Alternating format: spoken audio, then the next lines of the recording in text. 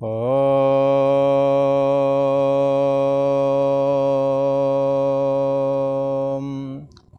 ओम गुरु ब्रह्मा गुरु विष्णु गुरुदेव महेश्वरा गुरु साक्षात् परम ब्रह्म तस्मै श्री गुरुवे नमः। योगेश्वर श्री कृष्ण भगवान की जय। ऐं सरस्वत्यै नमः।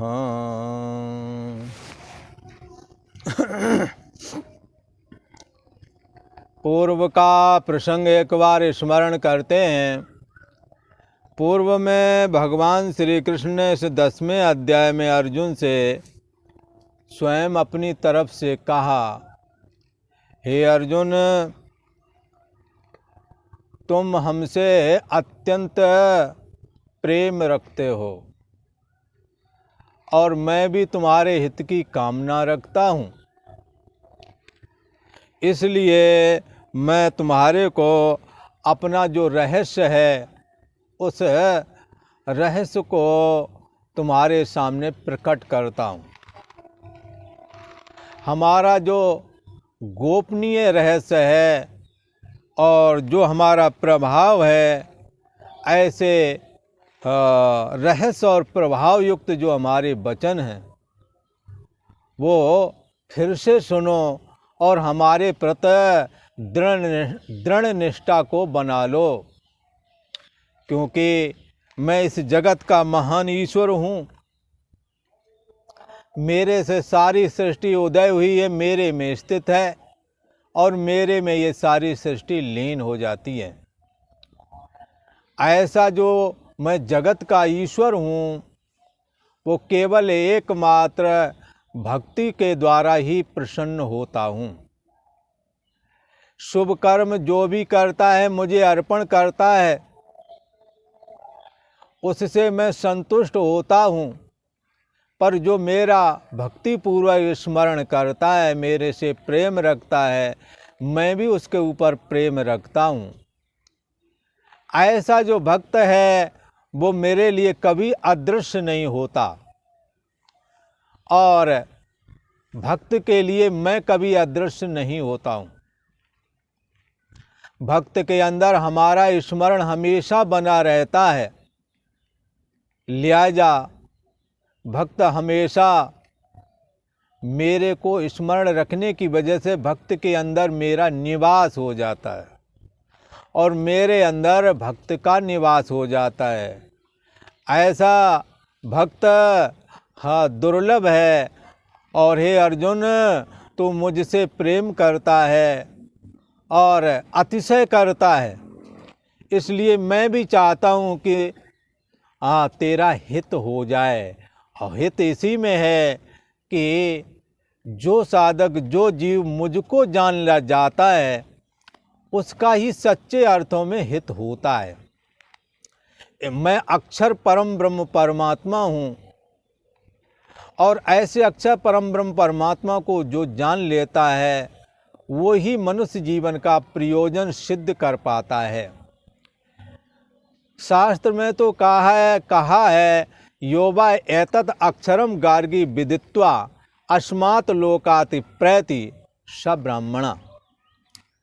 जो इस अक्षर परम ब्रह्म परमात्मा को जान करके इस शरीर का त्याग करता है, वो ठीक है। इस चेदवेदी अत सत्यमस्ति, यदि उन्होंने ऐसा परम ब्रह्म परमात्मा जो सबका अंतर्यामी है, जिससे सारी सृष्टि प्रकट होती है, जिसमें स्थित है, जिसमें लीन हो जाती है, ऐसा परम ब्रह्म परमात्मा यदि जाना है तो ठीक है।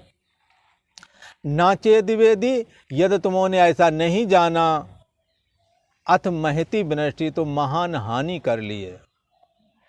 अर्जुन, तुम्हारी महान हानि ना हो, तुम्हारे हित की कामना रखता हुआ मैं अपने परम गोपनीय रहस्य युक्त तथा प्रभाव युक्त जो वचन है मैं फिर से तुमसे कहता हूँ, ध्यान से सुनो। अर्जुन ने कहा, महाराज, मेरा सारी श्रद्धा विश्वास और मेरा सर्वस्व आप ही हैं। आप बताइए, आप जो कहेंगे उसको मैं धारण करूंगा। भगवान श्री कृष्ण कहते हैं, अर्जुन, मेरे को जो मूढ़ बुद्धि लोग हैं वो ऐसा मानते हैं कि ये भगवान श्री कृष्ण भी एक आम आदमी की तरह ही होवेगा। ऐसा जानना उनकी मूढ़ बुद्धि की मूढ़ता को सूचित करता है। तुमों ऐसा कदापि ना होना। मैं इस जगत का एकमात्र आधार और अधिष्ठान हूँ, सबका अंतरात्मा हूँ।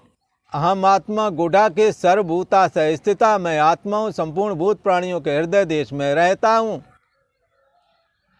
ऐसा तो मैं हूँ। और मैं जो ये शरीर धारण किया हूँ, ये लीलात्मक विग्रह है। लीला के लिए, खेल खेल के लिए धारण किया है। और वो भी हमने अपनी माया को अपने अधीन करके ये धारण किया है, ना कि माया के अधीन हुआ हूँ।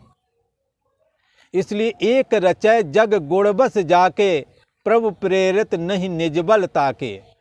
एक तो सृष्टि रचना माया करती है, तो ये जो करती है तो ये ऐसे ही करती है जैसे चुंबक की समीपता पाकर के लोहा क्रियावान हो जाता है।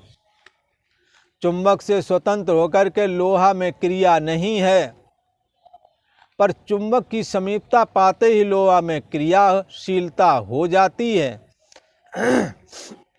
ऐसे ही बंधुओं, इस परम ब्रह्म परमात्मा की समीपता पा करके भगवान श्री कृष्ण अर्जुन से कहते हैं कि मुझ परम ब्रह्म परमात्मा की समीपता पा करके मेरे संकल्प मात्र से सत्ता का ज्यों ही संकल्प करते हैं, माया क्रियाशील हो जाती है। और लव निवेश में भुवन निकाया, रचय जासु अनुशासन माया। भगवान श्री कृष्ण की इच्छा से लव निवेश मात्र में संसार की रचना माया कर देती है। भगवान श्री कृष्ण कहते हैं, ऐसी जो माया है उस माया को मैं स्वयं अपने अधीन करता हूँ और अपने संकल्प से जैसा अपना शरीर चाहता हूँ वैसा रच लेता हूँ। कभी आधा आदमी आधा शेर भी बन जाता हूँ जरूरत पड़ने पर। कभी जरूरत पड़ने पर सूकर का रूप धारण करता हूँ। कभी जरूरत पड़ने में कच्छप का रूप भी धारण करता हूँ। और जैसी जैसी आवश्यकता पड़ती है वैसा ही वैसा अपने को संरचना कर लेता हूँ। और अर्जुन, सच्चाई तो ये है, न में विदु सुरगणा, देवता लोग भी मुझको नहीं जानते मेरी उत्पत्ति, न महर्षि लोग ही जानते हैं। हाँ, क्यों नहीं जानते? तो इसके विषय में कहते हैं, इसलिए नहीं जानते क्योंकि मैं सबका कारण हूँ, सारा जगत कार्य है, मैं सारे जगत का कारण हूँ। कारण और कार्य में इतना अंतर पड़ता है कि कारण कार्य को जानता है पर कार्य कारण को नहीं जानता। जैसे पिता कारण है और पुत्र कार्य है, तो पुत्र का जन्म और पुत्र के क्रियाकलाप पिता तो जानता है, पर पिता का जन्म और उसके क्रियाकलाप पुत्र कैसे जान सकता है? पिता के जन्म को कैसे जान सकता है? नहीं जान सकता। भगवान श्री कृष्ण कहते हैं, मैं देवताओं का और समस्त महर्षियों का आदि कारण हूँ। ये कार्य है, मैं कारण हूँ। यही वजह है कि ये हमारे को नहीं जानते। न देवता जानते हैं मेरी उत्पत्ति को और न ही महर्षि लोग। मैं कैसे कैसे अपनी माया को स्वीकार करके कैसे संकल्प रूप होकर के प्रकट हो जाता हूँ, ये रहस्य कोई जान नहीं सकता। भगवान श्री कृष्ण कहते हैं, मैं हूँ कैसा? वास्तव में मैं अजन्मा हूँ। मेरा जन्म होता ही नहीं है। और मैं कैसा हूँ? अनआदि, मेरी शुरुआत नहीं है। शुरुआत उसकी होती है जो अल्प होता है। परमात्मा अनादि और अनंत है। तो इस परमात्मा, जो परमात्मा अनादि और अनंत है, उसका जन्म कैसे हो? यद अल्प्यम तत्मर्त्यम मृत्यु स मृत्यु आपनोति या इह नानेव पश्यति। जो इस परम ब्रह्म परमात्मा में, एक परमात्मा में नानात्व तो देखता है, वो मृत्यु के द्वारा एक दिन मृत्यु को प्राप्त हो जाता है। इसलिए हमने क्या करना है? परमात्मा श्री कृष्ण का जो अंतर्यामी स्वरूप है वो व्यापक है। और कैसा है? अजन्मा है, अनादि है। और ऐसा होता हुआ भी मैं समस्त लोकों का महान ईश्वर हूँ। मेरे से सात्विक प्रधान सतोगुणी माया को स्वीकार करके विष्णु रूप होता है ये परम ब्रह्म परमात्मा, और राजसी माया को स्वीकार करके ब्रह्मा रूप हो जाता है ये वही परमात्मा। और वही परमात्मा जो सबका अंतर्यामी है, तमोगुणी माया को स्वीकार करके भगवान शिव जी के रूप में हो जाता है। एको देवा सर्वभूतेषु गुणा, एक ही देव है और ईश्वरों का भी ईश्वर है, इसलिए उसको महेश्वर बोलते हैं। अजन्मा है, अनादि है। जो मनुष्य इस रहस्य को तत्व से समझ लेता है, भगवान श्री कृष्ण कहते हैं कि हे वह मनुष्यों में ज्ञानवान पुरुष संपूर्ण पापों से मुक्त हो जाता है। ऐसा भगवान श्री कृष्ण ने कहा। हे भगवान श्री कृष्ण कहते हैं, हे अर्जुन, मेरे से महर्षियों की उत्पत्ति हुई, देवताओं की उत्पत्ति हुई, और अधिक क्या कहें, यावत संजायते जगत, जितना भी जगत आपको दिखता है, स्थावर जंगम में, चलने वाला न चलने वाला, ये सब उस परम ब्रह्म परमात्मा श्री कृष्ण से ही प्रकट हुआ है। श्री कृष्ण कहो, इनका मूल प्रकृति जो परमात्मा नारायण है उनसे प्रकट हुआ है। और ये परम ब्रह्म परमात्मा श्री हरि विष्णु से सारा जगत कैसे होता है, इसकी बात भगवान श्री कृष्ण यहाँ, ये 10वां अध्याय है और 4 नंबर का श्लोक है, जिसमें भगवान श्री कृष्ण बता रहे हैं किस तरह से सारी सृष्टि की उत्पत्ति, सारे गुणों का, बुद्धि आदि की उत्पत्ति किस प्रकार से परम ब्रह्म परमात्मा श्री कृष्ण से होती है। इस बात को बता रहे हैं, साक्षात परमात्मा श्री कृष्ण स्वयं ही बता रहे हैं अर्जुन को। भगवान श्री कृष्ण कहते हैं कि मेरे से सब कुछ उदय होता है। तो क्या क्या उदय होता है? भगवान श्री कृष्ण हम लोगों पर कृपा करके सारी चीज़ें बता रहे हैं, किस तरह से मेरे से ये सारी चीज़ें होती हैं। तो भगवान श्री कृष्ण कहते हैं, हे अर्जुन, बुद्धिर्ज्ञानमसम्मोहा क्षमा सत्यम दमा समा सुखम दुखम भवो भावो भयम चा भयमेव चा। कहते हैं अहिंसा समता तुष्टिश तपोदानम यशो यशः भवन्ति भावा भूतानां मत्तैव पृथग् विदाः। ये 2 श्लोकों में भगवान श्री कृष्ण कहते हैं किस प्रकार से ये बुद्धि आदि भावों की उत्पत्ति भगवान श्री कृष्ण से हुई है।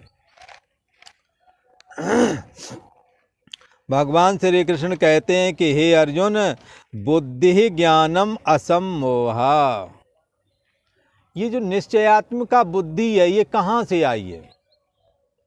अभी आप अपने को जान रहे, निश्चय किए हुए हैं, मैं अमुक अमुक हूँ, ऐसा ऐसा मुझे काम करना है, पर जब सो जाते हैं जब ये बुद्धि वृत्ति नहीं होती, तब ये बात सोच सकते हैं क्या?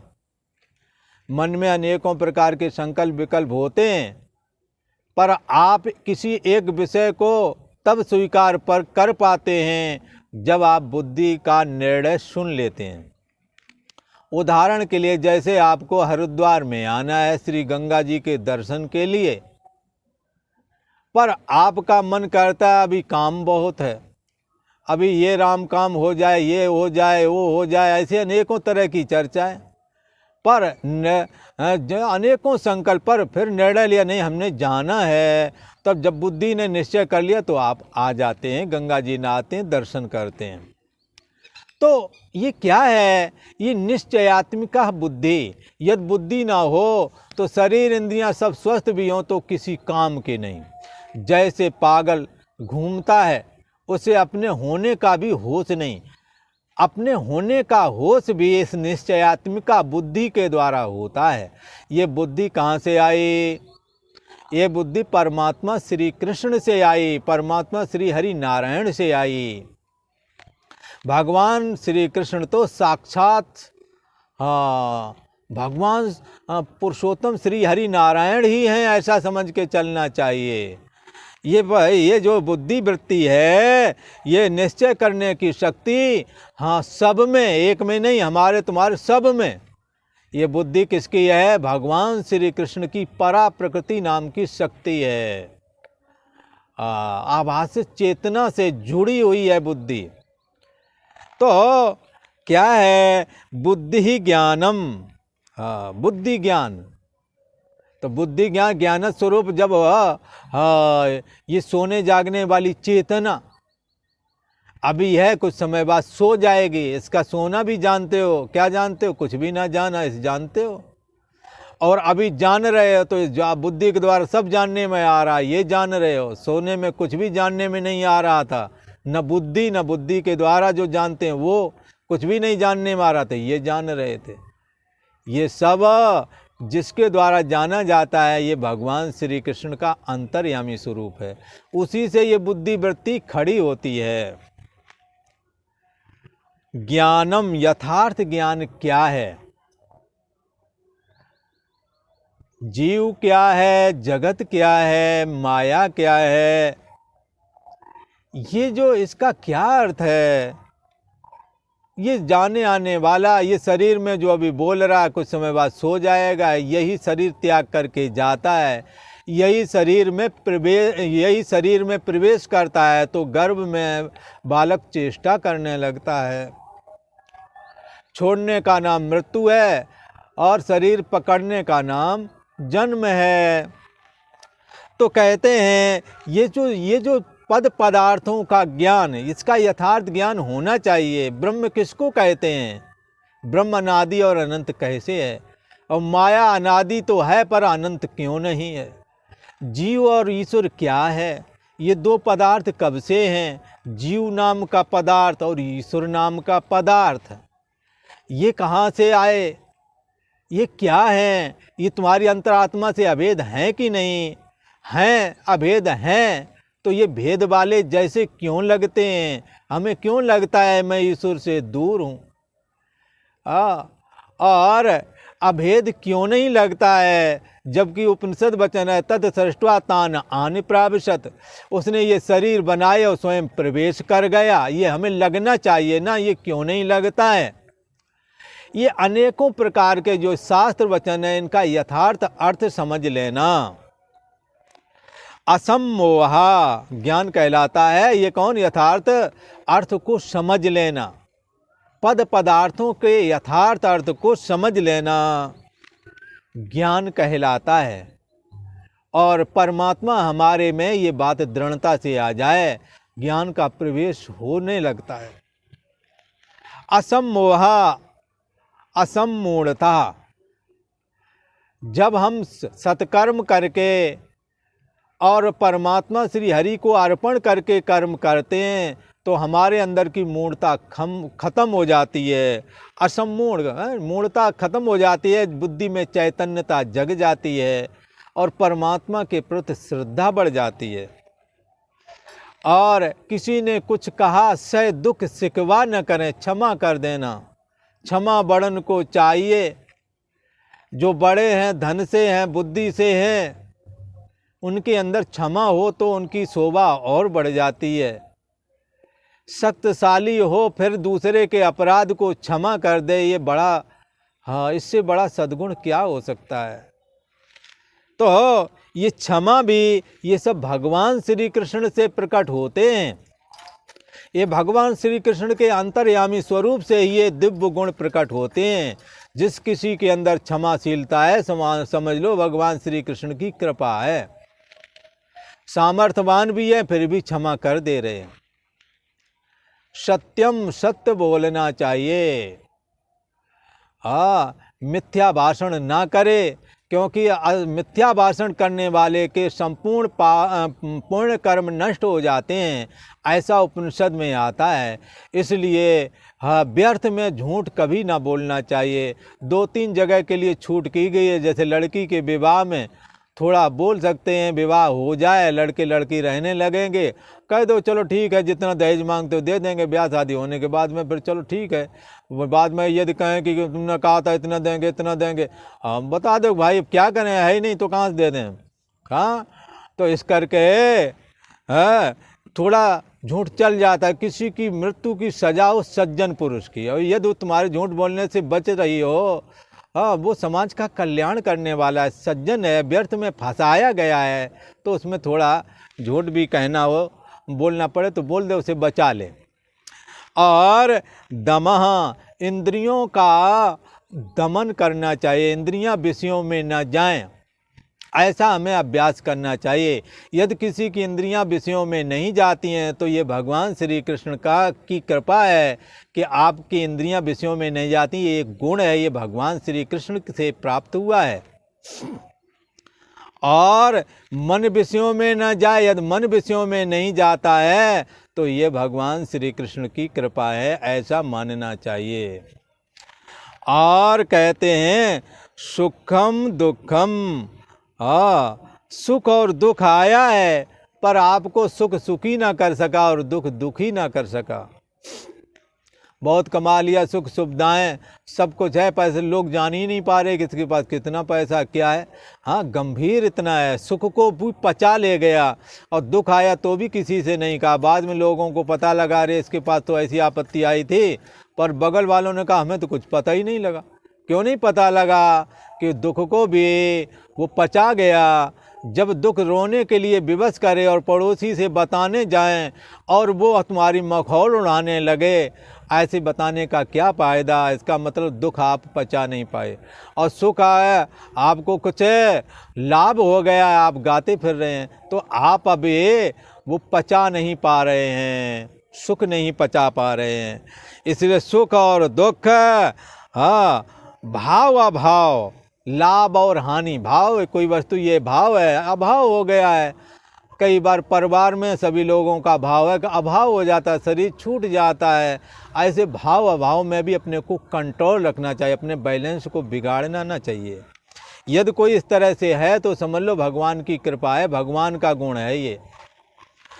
और भय अभय, भय में और अभय में, भय और अभय ये भी भगवान का ही सद्गुण है। अब भय में भी आप निश्चिंत होकर के हैं, आपकी हिम्मत नहीं टूटी है। भय अभय और अहिंसा, अभय मतलब भय ना करना, भयभीत होना और भयभीत ना होना, ये दोनों चीज़ें भगवान का गुण है।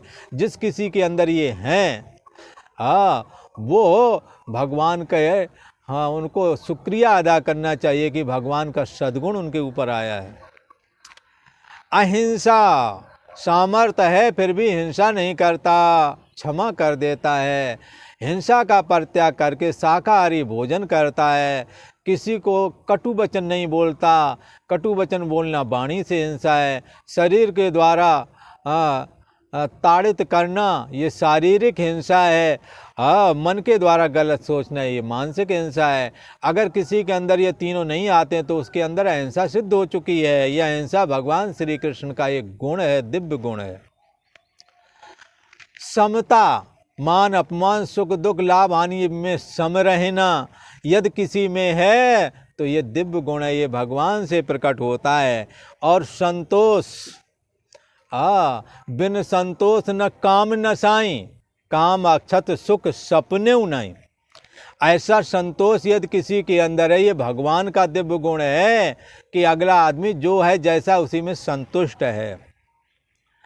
और तपह, तपह कर्म में लगा हुआ है, घर गृहस्थी के काम भी करता है तो भी व्रत उपवास रह लेता है। नवरात्र हैं, श्री कृष्ण जन्माष्टमी है, रामनवमी है, एकादशी है, महाशिवरात्रि है, ये व्रत रख लेता है। ये भगवान की बड़ी कृपा है जो हिम्मत कर रहा है, ये भगवान की कृपा से ये तपह कर्म कर पा रहा है। दानम, कमाया है और अपनी मेहनत का कमाया हुआ शुभ लाभ रूप जो धन है वो दूसरों को भी देता है, ऐसी उसका दिल करता है देने का। यदि ऐसा दान करने का स्वभाव है, ये भगवान का दिव्य गुण है, ऐसा कहा। यश आयसः,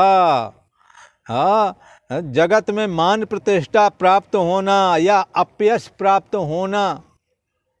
मान प्रतिष्ठा प्राप्त होना, गलत कर्म करोगे तो अपयश प्राप्त होवेगा।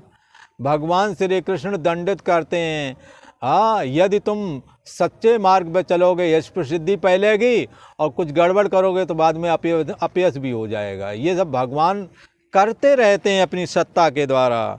एवं भूतानाम पृथक वेदा भावा मत एव भवन्ति, ये नाना प्रकार के भाव भगवान श्री कृष्ण कहते हैं मुझसे ही उत्पन्न होते हैं, मेरे द्वारा उत्पन्न होते हैं। यदि गलत कर्म करोगे अपयश आ जाएगा, अच्छे कर्म करोगे भगवान से शुभ गुण आ जाए, वो यश मान प्रतिष्ठा आ जाएगी। तो यदि दान देना चालू करोगे, आप दान देने में रुचि वाले हो जाएंगे, आप जीवन भर दान देते रहेंगे, भगवान कहीं ना कहीं दान करने के लिए जुटाता रहेगा। और छिपा के रखोगे तो कल को इतना आएगा भी नहीं कि आप दूसरों को दे सको, ना ही दिल बनेगा दूसरों को देने का।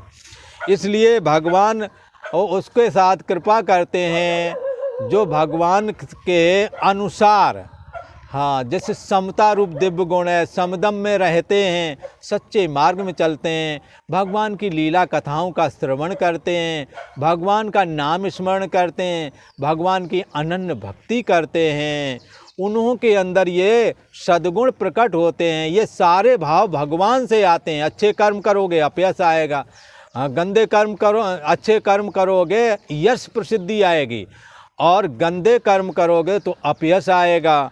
इसी प्रकार से यदि गंदे कर्म करोगे दुख आएगा, अच्छे कर्म करोगे शुभ कर्म करोगे तो सुख आवेगा। ये सारे के सारे भगवान से आते हैं, पर आपके कर्म के ऊपर निर्भर है। आप समस्त कर्मों को भगवत अर्पण बुद्धि से करेंगे तो भगवान